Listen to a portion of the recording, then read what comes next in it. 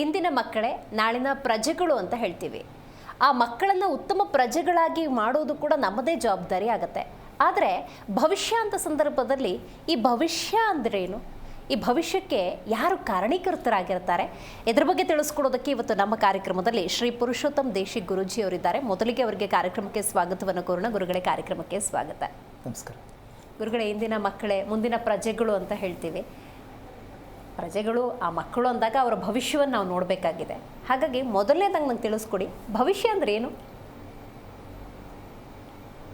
ಹರಿ ಓಂ ಶ್ರೀ ಗುರುಭ್ಯೋ ನಮಃ.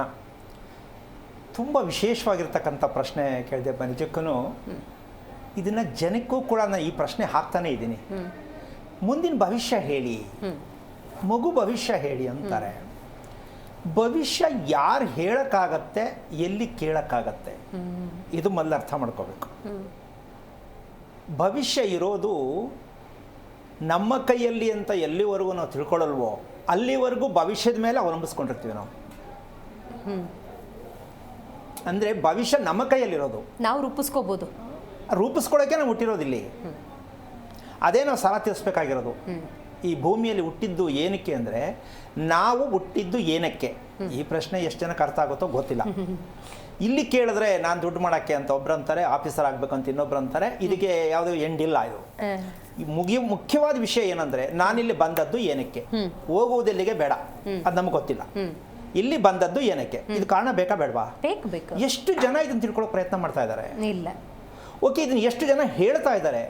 ನಿನ್ನ ಬಗ್ಗೆ ನೀನು ತಿಳ್ಕೊ ಅಂತ ಹೇಳೋರು ಎಲ್ಲಿದ್ದಾರೆ? ಇಲ್ಲ. ನಾವು ಭವಿಷ್ಯವನ್ನ ಹಿಡ್ಕೊಂಡು, ಅಂದರೆ ಕೈಗೆ ಸಿಗದೇ ಇರತಕ್ಕಂಥದ್ದು ಅಂತಕ್ಕಂಥ ವಿಚಾರ ಅವ್ರಿಗಿನ್ನೂ ಅರ್ಥ ಆಗಿಲ್ಲ. ಆ ಭವಿಷ್ಯ ಅಂತಕ್ಕಂಥದ್ದಕ್ಕೆ ಒಂದು ಸಣ್ಣ ಉದಾಹರಣೆ ಕೊಡ್ತೀನಿ. ಏನಪ್ಪ ಅದು ಅಂತಂದರೆ, ಫ್ರಿಡ್ಜ್ ಗೊತ್ತಲ್ಲಮ್ಮ? ಫ್ರಿಡ್ಜ್ ಏನಕ್ಕೆ ಮನೆಗೆ ತರೋದನ್ನ? ಫ್ರಿಡ್ಜ್ ನಮ್ಮ ಮನೆ ಆಹಾರ ತಂಪಾಗಿರುತ್ತೆ, ಹಾಳಾಗದೇ ಇರಲಿ. ಹಾಂ, ಈ ಹಾಳಾಗದೇ ಇರಲಿ ಅಂತ ಫ್ರಿಡ್ಜ್ ತರ್ತೀವಿ, ಹೌದಾ? ಇದನ್ನ ಮಾಡಿದ್ಯಾರು? ಮನುಷ್ಯ ತಾನೆ? ಹೌದು. ದೇವರಂತೂ ಅಲ್ಲ. ನಿಜ. ಈ ಫ್ರಿಡ್ಜ್ ಆಕಾರ 4 ಮೂಲೆ ಒಂದೇ ಅಳತೆ ಇದೆಯಾ, ಬೇರೆ ಬೇರೆ ಇದೆಯಾ? ಒಂದೇ ಅಳತೆ ಇದೆ. ಹಾಗಿರಬೇಕಾದ್ರೆ ಹಾಳಾಗದೇ ಇರಲಿ ತರಕಾರಿನೋ ಏನೇ ಪದಾರ್ಥನ ಅಂತ ಅಂದ್ಕೊಂಡಿರ್ತಕ್ಕಂಥ ನಾವು ಮನೆ ಕಟ್ಟಬೇಕಾದ್ರೆ ಮನೇಲಿರೋ ಜನ ಹಾಳಾಗದೇ ಇರಲಿ ಅಂತ ಫ್ರಿಡ್ಜ್ ಥರ ಮನೆ ಯಾಕೆ ಕಟ್ತಾ ಇಲ್ಲ? ಸ್ವಲ್ಪ ಯೋಚನೆ ಮಾಡಪ್ಪ. ಹೌದು. ಇದು ಬೇಕಾ ಬೇಡವಾ?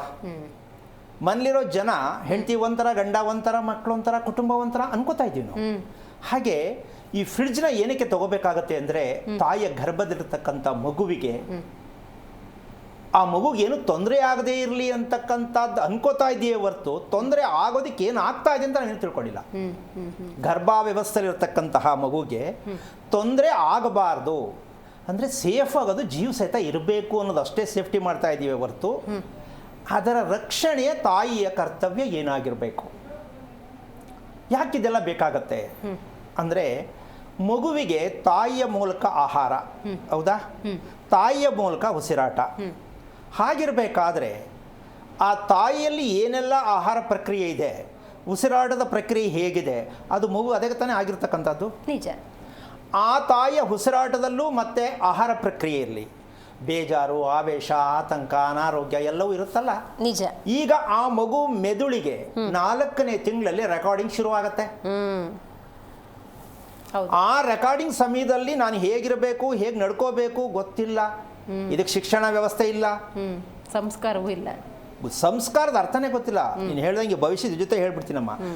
ಈ ಸಂಸ್ಕಾರ ಅಂದ್ರೆ ಏನು ಅಂತ ಕೇಳಿದ್ರೆ ಏನು ನಿನ್ನ ಪ್ರಕಾರ ಏನು ಹೇಳ್ಬೋದಮ್ಮ? ಜನ ಹೇಳಿದ್ರೆ ಸಂಸ್ಕಾರ ಎಂದರೆ ಏನು? ಕ್ವಶನ್ ಏನಿರ್ಬೋದು ಆನ್ಸರ್? ಸಂಸ್ಕಾರದ ಮೂಲ ಅರ್ಥ ಏನು? ಅದನ್ನ ಪರಿವರ್ತನೆ ಅಂತ ಹೇಳ್ತಾರೆ. ಸಂಸ್ಕಾರದ ಮೂಲ ಅರ್ಥ ಪರಿವರ್ತನೆ. ನಮ್ಮ ಜನಕ್ಕೆ ಗೊತ್ತಿರೋದೇನಪ್ಪ ಅಂದರೆ, ಸ್ನಾನ ಮಾಡೋದು, ಬೆಳಗ್ಗೆ ಬೇಗ ಹೇಳೋದು ಅಂತ ಅನ್ಕೋತೀವಿ, ಎದ್ದಿರಲ್ಲ. ದೇವಸ್ಥಾನಕ್ಕೆ ಹೋಗೋದು, ಆ ದೊಡ್ಡವ್ರ ಮುಂದೆ ನಮಸ್ಕಾರ ಮಾಡ್ತಕ್ಕಂಥ ಒಂದು ಪ್ರಕ್ರಿಯೆ ನಡೆಸೋದು, ಇದು ಸಂಸ್ಕಾರ ಅಂತ ಅನ್ಕೊಂಡಿರ್ತೀವಿ. ಅದಲ್ಲ. ಯಾಕೆ ಅಂದರೆ, ಯಾವುದೇ ಮಗು ಹುಟ್ಟಿದ್ರೂ ವಿಕೃತಿಯಾಗಿರುತ್ತದು. ಹುಟ್ಟುವ ಮಗು ವಿಕೃತಿಯಾಗಿರುತ್ತೆ. ಅದನ್ನು ಸಂಸ್ಕೃತಿಗೆ ಪರಿವರ್ತನೆ ಮಾಡಬೇಕು. ಇದನ್ನೇ ಸಂಸ್ಕಾರ ಅನ್ನೋದು. ಯಾವುದೇ ಪದಾರ್ಥ ಆಗಲಿ, ಈಗ ಹುಟ್ಟಿದ ಪ್ರತಿಯೊಂದು ಮಗು, ಅದಕ್ಕೆ ಬೇಕಾದಷ್ಟು ಉದಾಹರಣೆ ಕೊಡ್ತೀನಿ ನಾನು.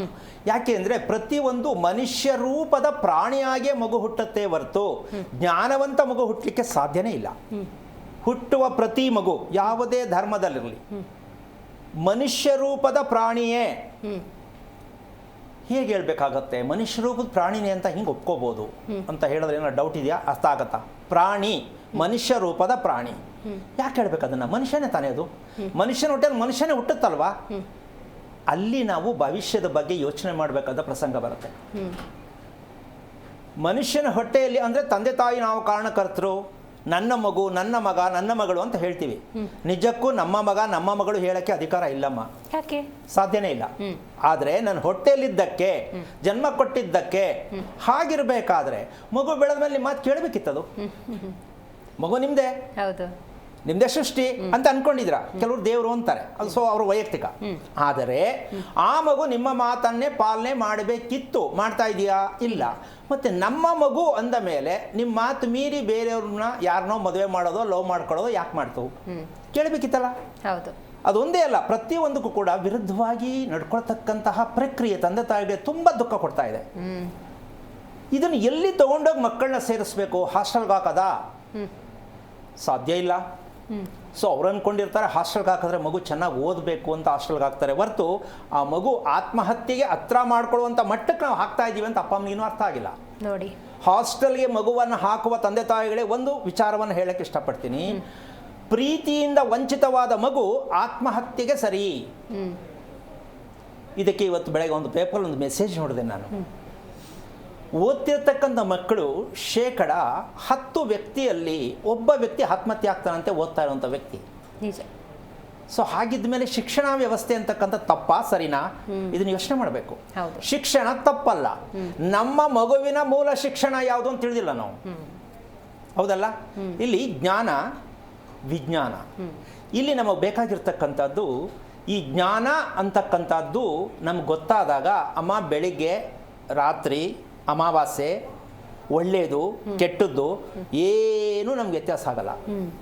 ಇಡೀ 12 ತಿಂಗಳುಗಳು ಕೂಡ ನಮಗೆ ಶುಭಾನೇ ಇರುತ್ತೆ. ಈ ಒಳ್ಳೆಯದು ಕೆಟ್ಟದ್ದು ಎರಡೂ ಇಲ್ಲ ಅಂತ ನಾವು ಎಲ್ಲಿವರೆಗೂ ತಿಳ್ಕೊಳ್ಳಲು ಅಲ್ಲಿವರೆಗೂ ನಮ್ಮ ಭವಿಷ್ಯದಿಂದ ಹೋಗ್ಲೇಬೇಕು ನಾವು ನೋಡಿ. ಹೌದು.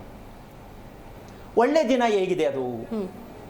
ಹಾಗಿರಬೇಕಾದ್ರೆ ಒಳ್ಳೆ ದಿನ ಕೆಟ್ಟ ದಿನ ಇರಬೇಕಾದ್ರೆ ಯಾವುದೋ ಒಂದು ಕ್ಷಣ ಮಾತ್ರದ ಒಂದು ಆಕ್ಸಿಡೆಂಟೋ ಒಂದು ದುರಂತನೋ ಆದಾಗ ಇವತ್ತು ಅಮಾವಾಸ್ಯೆ ಆಯಿತು, ಚತುರ್ದಶಿ ಆಯಿತು, ಅದಕ್ಕೆ ಆಯಿತು ಅನ್ನೋದು ಆದರೆ ಎಲ್ಲ ಜಾಗದಲ್ಲೂ ಆಗಬೇಕಿತ್ತು. ಹೌದಲ್ಲಮ್ಮ? ಅಂದರೆ ಅದು ಇಲ್ಲ ಅಂತ ನಾವು ಹೇಳ್ತಾ ಇಲ್ಲ. ಮುಖ್ಯವಾಗಿ ಇಲ್ಲಿ ಆಗಬೇಕಾಗಿರ್ತಕ್ಕಂಥದ್ದು ಮಗುವನ್ನು ರಕ್ಷಣೆ ಮಾಡಬೇಕಾದವರು ತಂದೆ ತಾಯಿ. ಆ ರಕ್ಷಣೆ ಮಾಡಬೇಕು ಅಂತಕ್ಕಂಥದ್ದು ಏನು ಅಂದರೆ ಮಗುನ ಚೆನ್ನಾಗಿ ನೋಡ್ಕೋಬೇಕು, ಮಗುನ ಚೆನ್ನಾಗಿ ಬೆಳೆಸಬೇಕು, ಮಗುನ ದೃಢಕಾಯವಾಗಿ ಮಾಡಬೇಕು ಅನ್ನೋದು ಮುಖ್ಯ ಅಲ್ಲ. ಮಗುವಿಗೆ ಜ್ಞಾನಾಭಿವೃದ್ಧಿ ಆಗ್ತಕ್ಕಂಥ ಮಗು ನಮಗೆ ಬೇಕು. ಹೌದಾ? ಹೀಗೆ ಆ ರೀತಿ ಆದರೆ ಮದುವೆನಲ್ಲಿ ಇವತ್ತಿನ ಒಂದು ಪ್ರಕ್ರಿಯೆ ಹೇಗಿದೆ? ಗಂಡು ಹೆಣ್ಣು ಡ್ಯಾನ್ಸ್ ಮಾಡುವಂಥ ಪ್ರಕ್ರಿಯೆಗೆ ಬಂದಿದೆ. ನಿಜ. ಅದು ರಿಸೆಪ್ಷನ್ ಆಗ್ಬೋದು, ಮದುವೆ ಆದಮೇಲೆ ಆಗ್ಬೋದು, ಅಂತೂ ನಡೆಯುತ್ತಲ್ಲ. ಹೌದು. ಈ ಇಷ್ಟೊಂದು ಡ್ಯಾನ್ಸ್ ಮಾಡ್ತಕ್ಕಂಥ ಹೆಣ್ಣು ಗಂಡು ಮದುವೆ ಆದಮೇಲೆ ಯಾಕೆ ಅಳೋದು? ಅಷ್ಟು ಸಂತೋಷದ ಜೋಡಿ, ಅಷ್ಟು ಸಂತೋಷವಾಗಿ ಆ ಸುಂದರ ಕನಸಲ್ಲಿ ಸವಿಬೇಕಲ್ವಾ ಗಂಡ ಹೆಂಡತಿ? ಆ ಕನಸು ಇರಬೇಕಲ್ವಾ?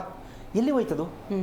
ಅಂದರೆ ಇದಕ್ಕೆಲ್ಲ ಕಾರಣ ಏನಪ್ಪ ಅಂತಕ್ಕಂಥ ವಿಚಾರಕ್ಕೆ ಬಂದರೆ, ಮದುವೆ ಆಗ್ತಕ್ಕಂತಹ ಹೆಣ್ಣು ಗಂಡಿಂದ ಶುರು ಆಗಬೇಕಮ್ಮ. ಈ ಮಗುವಿನ ಭವಿಷ್ಯಕ್ಕೆ ಅಲ್ಲಿಂದ ಪ್ರಾರಂಭ ಆಗಬೇಕು. ಅಂದರೆ ನೆನೆ ಏನು ಹೇಳಿದ್ದು ನಾವು? ಹೌದಲ್ಲ? ಅಲ್ಲಿಂದಾನೇ ಶುರು ಆಗಬೇಕು. ಯಾಕೆಂದರೆ ಭೂಮಿಯನ್ನು ಸಿದ್ಧತೆ ಮಾಡದೆ ಯಾವುದೇ ಬೆಳೆಯನ್ನು ಬೆಳೀಲಿಕ್ಕಾಗಲ್ಲ. ಆ ಲೆಕ್ಕಾಚಾರ ತಗೊಂಡಾಗಿ ಇದಕ್ಕೆ ಅಂಕುರಾರ್ಪಣೆ ಅಂತ ಹೇಳ್ತಾರೆ. ಮಗುವನ್ನ, ಜ್ಞಾನವಂತ ಮಗುವನ್ನ, ಆರೋಗ್ಯವಂತವಾದ ಮಗುವನ್ನ ಪಡಿಬೇಕಾದ್ರೆ ಅಂಕುರಾರ್ಪಣೆ ಆಗಬೇಕು. ಜಿ ಕನ್ನಡ ನ್ಯೂಸ್ ಈಗ ನಿಮ್ಮ ಮನೆಯಲ್ಲೇ ನೋಡಿ. ಎಲ್ಲ ಕೇಬಲ್ಗಳಲ್ಲಿ ಈಗ ಲಭ್ಯ.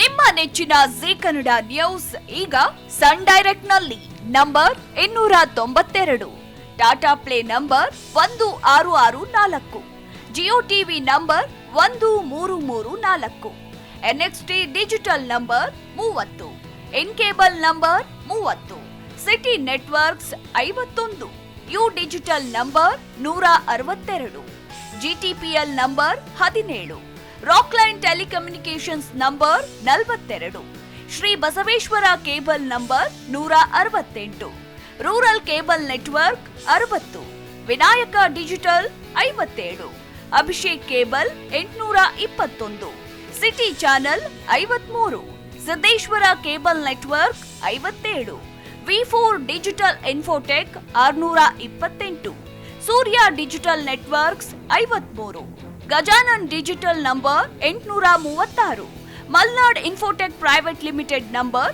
56, Metrocast number 830, Victory digital number 167ರಲ್ಲಿ ನೋಡಿ ಆನಂದಿಸಿ.